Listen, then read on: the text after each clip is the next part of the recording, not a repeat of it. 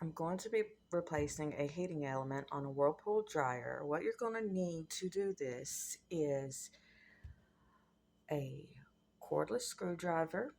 Make sure you charge it so it doesn't die in the process. And you're going to need a 5/16 socket.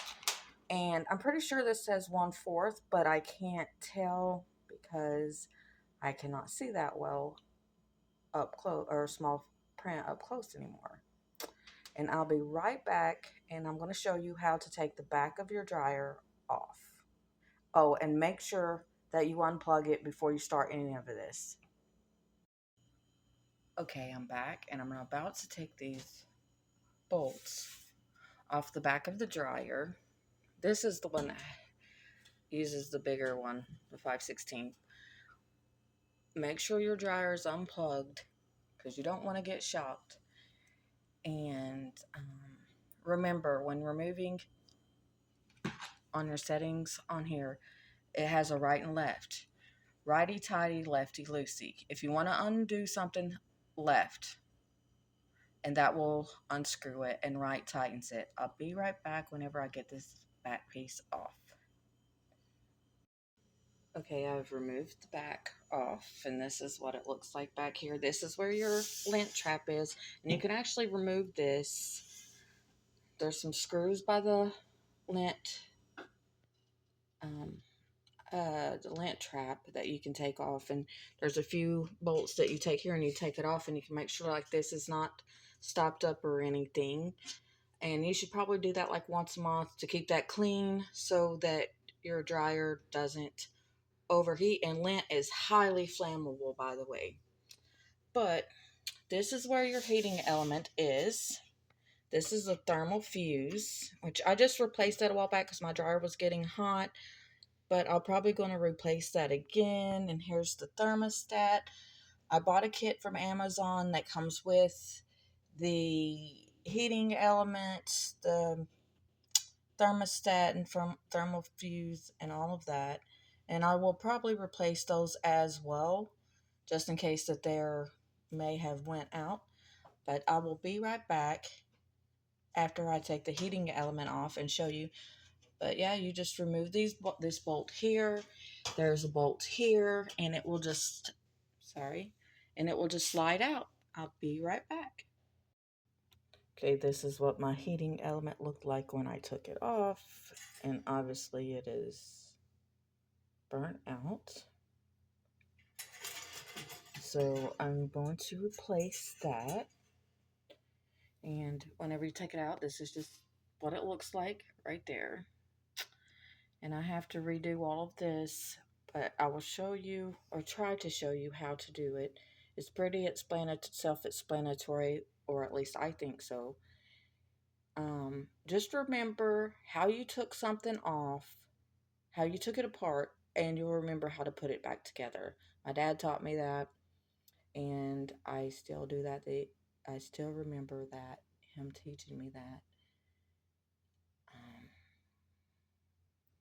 Because that's the key to working on anything. If you remember how you took it apart, you'll know how to put it back together. That was my point. And I will be right back. I took the heating element out of the box. There's what the new heating element looks like. Here is a thermal fuse, which goes right here. And this contains the thermostat. Oops, sorry.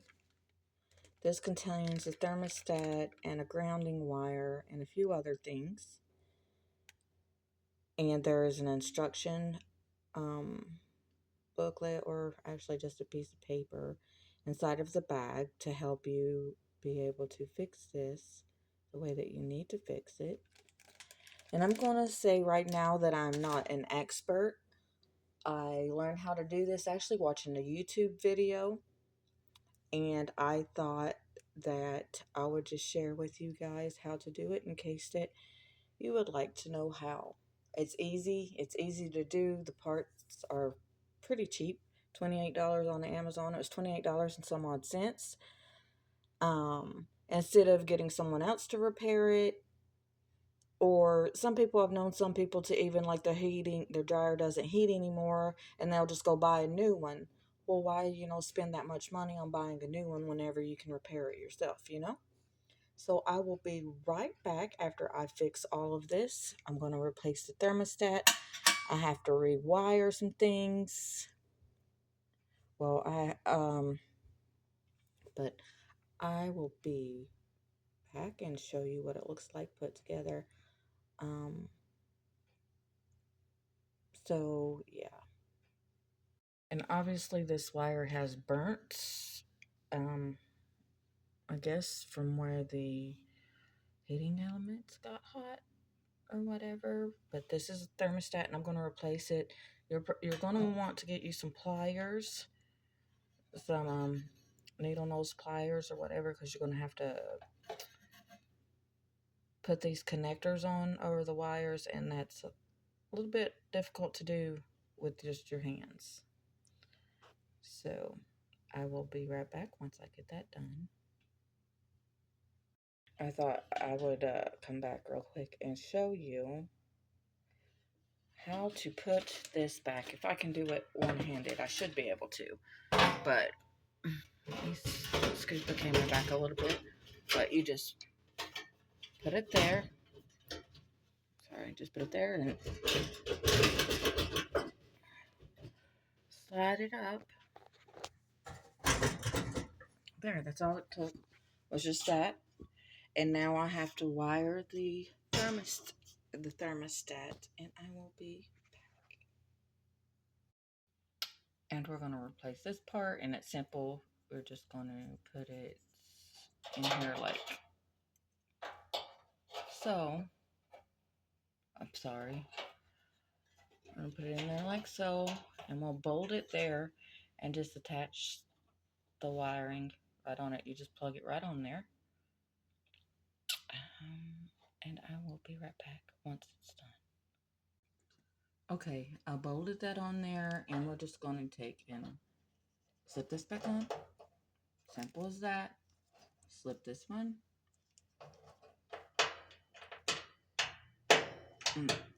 Back on, just like that. And we've got that done, and I still have to do the thermostat. Okay, so the thermostat is back on, and all we have to do now is just replace the back and plug our dryer back in, and it should work. Okay, I have the dryer plugged back in, and the back is on, everything's on. So let's see if it works. Obviously, it's still going to turn on even if the heating element's out. It's just not going to get hot. Give it a second. Okay, that should be enough. Let's see if she's warm. See if she's warm in there. Yep, we have heat, and the dryer is fixed. I hope this helps.